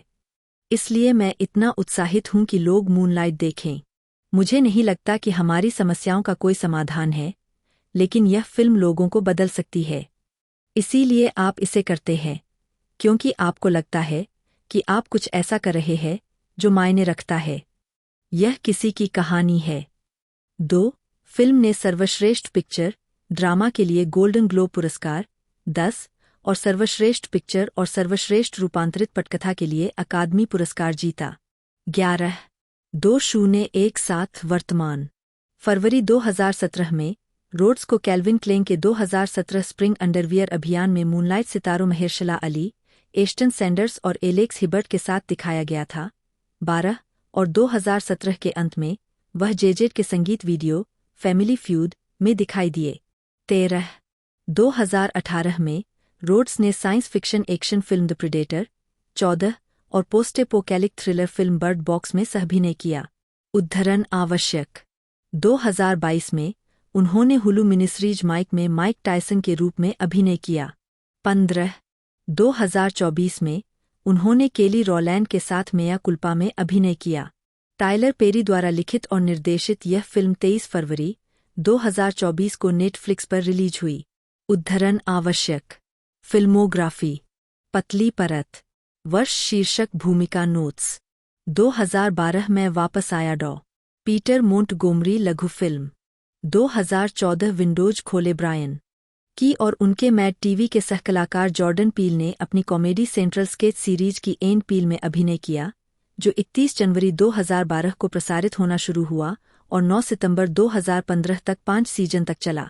13 की को राष्ट्रपति बराक ओबामा ने 2015 के व्हाइट हाउस कॉरेस्पोंडेंट डिनर में लूथर के रूप में पेश किया था, जो ओबामा के एंगर ट्रांसलेटर थे, जो कि एंड पील मेकी के पात्रों में से एक थे। 14 कॉलेज के दोस्त की ने नेटफ्लिक्स की कॉमेडी फ्रेंड्स फ्रॉम कॉलेज में सबसे प्रमुख पुरुष किरदार एथन टर्नर की भूमिका निभाई, जो हार्वर्ड यूनिवर्सिटी के स्नातकों और दोस्तों के एक समूह के बारे में है जो अब न्यूयॉर्क शहर में रह रहे हैं और 30 के दशक के अंत में है। वह एक पुरस्कार विजेता फिक्शन लेखक की भूमिका निभाते हैं जिसे युवा वयस्क फिक्शन दर्शकों के लिए लिखना शुरू करने के लिए प्रोत्साहित किया जा रहा है। अन्य कार्य white house correspondent association dinner 2015 में बराक ओबामा और कीगन माइकल की मिशिगन के हैमट्रैक के प्लैनेट एन थिएटर के संस्थापकों में से एक थे और शिकागो के सेकंड सिटी 8 थिएटर में शामिल होने से पहले सेकंड सिटी डेट्रॉयट के मुख्य कलाकारों के सदस्य थे। की ने Beth Hagan Locker, Mark Evan Jackson, Margaret Edwardovsky और लैरी जो कैंपबेल के साथ डेट्रॉयट क्रिएटिविटी प्रोजेक्ट की सहस्थापना की। 15 डेट्रॉयट क्रिएटिविटी प्रोजेक्ट डेट्रॉयट में छात्रों को उनके संचार कौशल को बेहतर बनाने के तरीके के रूप में कामचलाऊ व्यवस्था सिखाता है। की ने द 313 के साथ प्रदर्शन किया जो सेकंड सिटी हॉलीवुड के अन्य सदस्यों के साथ गठित एक कामचलाऊ समूह है जो देश भर में दिखाई देता है। 16 17 313 मुख्य रूप से पूर्व डेट्रॉयट निवासियों से बना है और इसका नाम डेट्रॉयट के क्षेत्र कोड के आधार पर रखा गया है। 18 उन्होंने वीर्ड अल यांकोविच के वीडियो व्हाइट एंड नर्डी में पीले के साथ कैमियो किया। की ने एनिमल प्लैनेट के द प्लैनेट के फनीएस्ट एनिमल्स की भी मेजबानी की। 19 2009 में की ने जीएसएन के बिग सैटरडे नाइट की मेजबानी की और सीबीएस पर गैरी अनमेरिड में सहअभिनय किया। की 27 मार्च और 24 जुलाई 2010 को NPR comedy quiz show wait wait don't tell me में एक पैनलिस्ट थे। की रेनो 911 के कई एपिसोड में काल्पनिक अपराधी के रूप में रहे हैं। की और पील को 31 मार्च 2013 को द न्यूयॉर्क टाइम्स मैगजीन के लेख is giving the secret to getting ahead को दर्शाने वाले कवर और फुलपेज कॉमिक फोटो की एक श्रृंखला में दिखाया गया था। टाइम्स की वेबसाइट पर एक लाइव एक्शन वीडियो संस्करण भी दिखाया गया था। 20 हॉरर कॉमेडी हेल बेबी में की सहकलाकार है। कि 2013 में whose line is it anyway के पुनरुद्धार में घूमने वाले चौथे कुर्सी कलाकारों में से एक है। की एंड पील के अलावा उन्होंने यूएसए नेटवर्क कॉमेडी श्रृंखला प्लेइंग हाउस में भी सहअभिनय किया जिसका प्रसारण अप्रैल 2014 में शुरू हुआ। पीले के साथ मिलकर की ने 2014 के एफएक्स अपराध नाटक फार्गो में एक एफबीआई एजेंट की आवर्ती भूमिका निभाई। 2018 सैन डिएगो कॉमिक कॉन में की ने epic rap battle of history के लिए भारतीय नागरिक अधिकार नेता महात्मा गांधी बाएं और अमेरिकी बास्केटबॉल खिलाड़ी माइकल जॉर्डन दाएं का चित्रण और रैप किया है। की और पीले ने epic rap battle of history के एक एपिसोड में अभिनय किया जिसमें की ने महात्मा गांधी की भूमिका निभाई और पीले ने मार्टिन लूथर किंग जूनियर की भूमिका निभाई। 21 यह जोड़ी मुहम्मद अली बनाम माइकल जॉर्डन लड़ाई के साथ epic rap battle of history में लौटी जिसमें की ने जॉर्डन की भूमिका निभाई। 22 की वीडियो गेम हेलो 5 गार्डियंस की वेबसाइट पर मार्केटिंग अभियान हंट द ट्रुथ के ऑडियो एपिसोड में शामिल थे जिसमें उन्होंने बेंजामिन गिरौड नामक एक काल्पनिक पत्रकार और युद्ध फोटोग्राफर की आवाज दी थी जो मास्टर चीफ की पृष्ठभूमि की जांच करता है।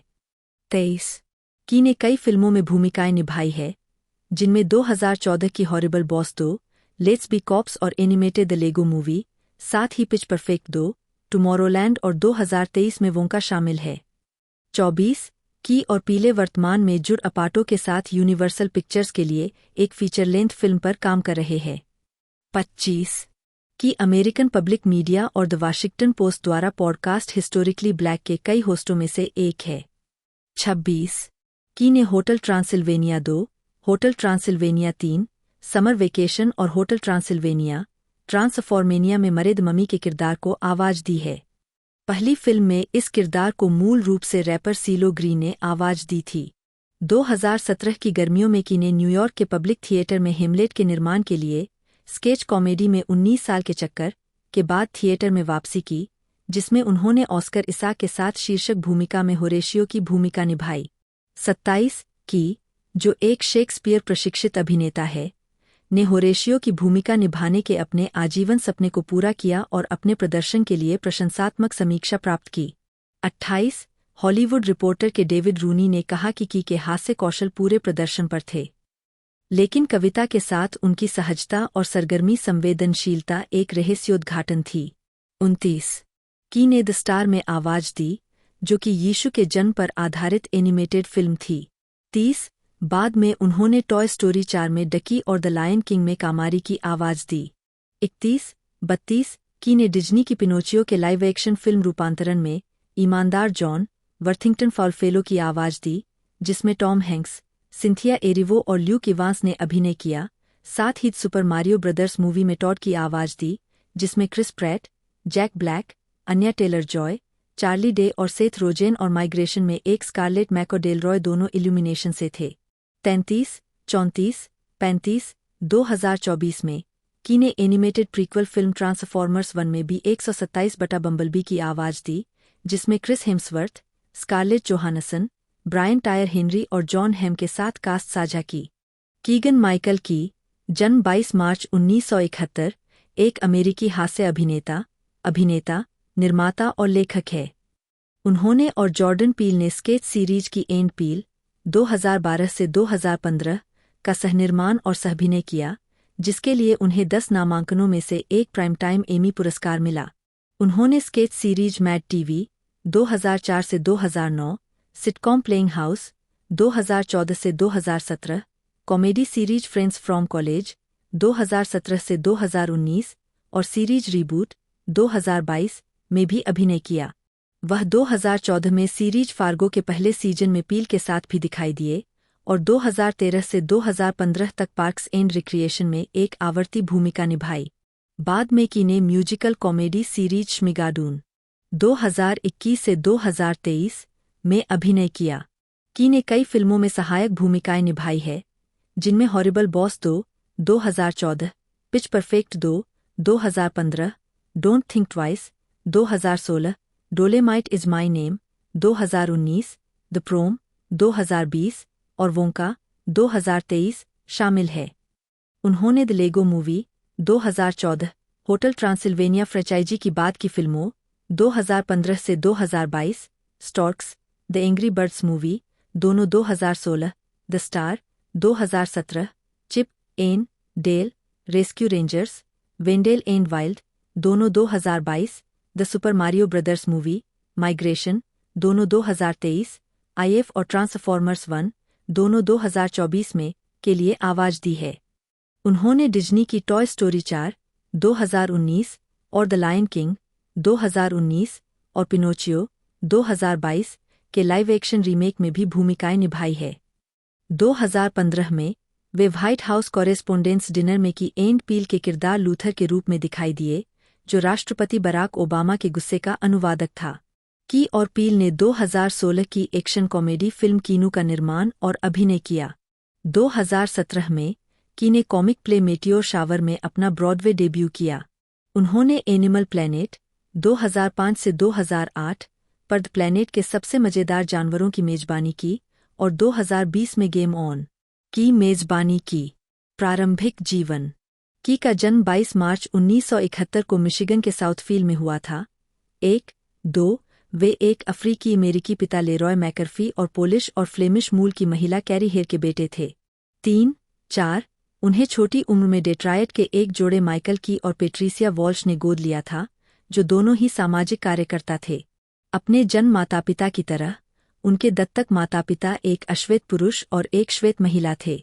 5-4 अपने जैविक पिता के माध्यम से की के 2 सौतेले भाई थे, जिनमें से एक कॉमिक बुक लेखक ड्वेन मैकर्फी थे। 6-7 की को अपने सौतेले भाई बहनों के अस्तित्व का पता तब चला जब दोनों की मृत्यु हो गई थी। 8 कैथोलिक परिवार में पले बढ़े की ने स्नातक के रूप में डेट्रोइट मर्सी विश्वविद्यालय में भाग लिया। 1993 में थिएटर में ललित कला स्नातक की डिग्री अर्जित की। 9-10 इसके बाद 1996 में पेंसिल्वेनिया स्टेट यूनिवर्सिटी में थिएटर में ललित कला में स्नातकोत्तर की उपाधि प्राप्त की। 11 डेट्रोइट मर्सी विश्वविद्यालय में रहते हुए वह फी कप्पा थीटा के भाई थे। 12 आजीविका 2012 में महत्वपूर्ण मैड टीवी 2004 में कि 9वें सीजन के बीच में मैड टीवी के कलाकारों में शामिल हो गए। उन्हें और जॉर्डन पील को एक दूसरे के खिलाफ कास्ट किया गया था, लेकिन दोनों को बेहतरीन कॉमेडी केमिस्ट्री दिखाने के बाद चुना गया। की ने शो में कई किरदार निभाए। उनके सबसे मशहूर किरदारों में से एक कोच हाइंस है, जो एक हाई स्कूल स्पोर्ट्स कोच है जो अक्सर छात्रों और फैकल्टी के सदस्यों को परेशान करता है और धमकाता है।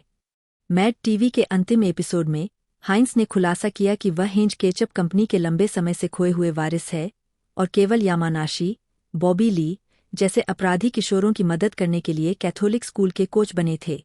सीजन 9 और 10 के दौरान की ब्लैक्सप्लॉयटेशन पैरोडी में डॉ फंकेनस्टीन के रूप में दिखाई दिए, जिसमें पील ने राक्षस की भूमिका निभाई। की ने रियल इंक टॉक में मजबूत अफ्रीकी रोलो जॉनसन और अंधे पीड़ित स्टीवी वंडर वाशिंगटन जैसे कई मेहमानों की भूमिकाएं भी निभाईं। वह अक्सर यूजीन स्ट्रूथर्स के रूप में बैकस्टेज जाते थे, जो एक उत्साही पानी या फूल डिलीवरी करने वाला आदमी था जो मशहूर हस्तियों से मिलता है। इसमें जोवन मस्कटेल भी था, जो एक शर्टलेस व्यक्ति था जिसके बाल घुंघराले थे और जिसने शॉवर के पहन रखी थी, जो एक रिपोर्टर, जिसका किरदार हमेशा आइक बारेनहोल्च ने निभाया था, के लाइव समाचार प्रसारण को बाधित करता था, जो उसे तेजी से घटित घटनाओं का विवरण देकर परेशान करता था और बार बार चिल्लाता था। यह नरक के समान पागलपन था। शो में की ने जिन मशहूर हस्तियों की नकल की उनमें शामिल है Ludacris, Snoop Dogg, Roscoe Orman, Sesame Street में उनके किरदार गॉर्डन के रूप में Matthew Lillard, Bill Cosby, Al Roker, Terrell Owens, Tyler Perry, Keith Richards, Eddie Murphy, Dreamgirls film में उनके किरदार जेम्स थंडर अर्ली के रूप में, शेरमेन हेम्सली, द जेफरसन्स में उनके किरदार जॉर्ज जेफरसन के रूप में, चार्ल्स बार्कले, सेंथिल राममूर्ति, मोहिंदर सुरेश के रूप में, टाइसन बेकफोर्ड, सील, मूल रूप से पीले द्वारा सीजन 13 के अंत में शो छोड़ने तक निभाया गया, Sidney Poitier, Lionel Richie, Barack Obama, Kobe Bryant और Jack Haley, The Wizard of Oz, Desperate हाउसवाइफ्स पैरोडी में गैब्रियल सोलिस के रूप में, की और पील। 2017 में की ने स्टीव मार्टिन की कॉमेडी मेटियोर शावर में अपना ब्रॉडवे डेब्यू 36 किया। 37, 38, 15 मई 2021 को सैटरडे नाइट लाइव पर उनकी होस्टिंग अवधि ने पहली बार चिह्नित किया कि एमएडी टीवी के किसी कलाकार ने एसएनएल की मेजबानी की है। कि वर्तमान में नेशनल जियोग्राफिक पर लोकप्रिय विज्ञान शो ब्रेन गेम्स की मेजबानी करते हैं, जिसे 17 जनवरी 2020 को नवे सीजन के लिए नवीनीकृत किया गया था, जो उनका दूसरा सीजन था। 39, 14 मई 2020 को उन्होंने कोविड-19 के लिए आपातकालीन निधि का समर्थन करने के लिए जज फाउंडेशन ऑफ अमेरिका द्वारा एक ऑनलाइन कार्यक्रम की मेजबानी की। 40, 8 दिसंबर 2023 को उन्होंने टिमोथी चालमेट अभिनीत संगीत में फिल्म वोंका में चॉकलेट कार्टेल के साथ मिलकर चॉकलेट के आदि पुलिस प्रमुख की भूमिका निभाई, जो Charlie and the chocolate factory का प्रीक्वल है, और वह ओलिविया कोलमैन, ह्यू ग्रांट, सैली हॉकिंस और रोवन एटकिंसन के साथ फिल्म में एक कलाकार भी साझा कर रहे थे। व्यक्तिगत जीवन की शादी 1998 से 2017 तक अभिनेत्री और बोली कोच सिंथिया ब्लेज से हुई थी। नवंबर 2015 में वे कानूनी रूप से अलग हो गए। अगले महीने की ने तलाक के लिए अर्जी दी। 41, 42, उन्होंने 8 जून 2018 को न्यूयॉर्क शहर में निर्माता और निर्देशक एलिसा एले पुगली से शादी की। 43, 44, की एक ईसाई है और उन्होंने अतीत में बौद्ध धर्म, कैथोलिक धर्म और इंजीलवाद का पालन किया है। 45, 10, द्विजातीय होना के लिए हास्य सामग्री का एक स्रोत रहा है, जिन्होंने एनपीआर के लिए एक साक्षात्कार में टेरी ग्रॉस से कहा, मुझे लगता है कि जॉर्डन और मैं अभिनेता इसलिए बने क्योंकि हमने बड़े होते हुए काफ़ी मात्रा में कोड स्विचिंग की और अब भी करते हैं। 46, 47, की एक उत्सुक फुटबॉल प्रशंसक और English premier league club Liverpool के एक उत्साही समर्थक है। 48, और एनएफएल के डेट्रॉयट लायंस के प्रशंसक है। 49, परोपकार की ने यंग स्टोरी टेलर्स फाउंडेशन के साथ मैक्स ग्रीनफील्ड, जैक ब्लैक और जूडी ग्रीर के साथ उनके वार्षिक धन उगाहने वाले कार्यक्रम के लिए एक अभिनेता के रूप में काम किया है। 50, फिल्मोग्राफी, पतली परत, चाबी, उन कार्यों को दर्शाता है जो अभी तक जारी नहीं हुए हैं।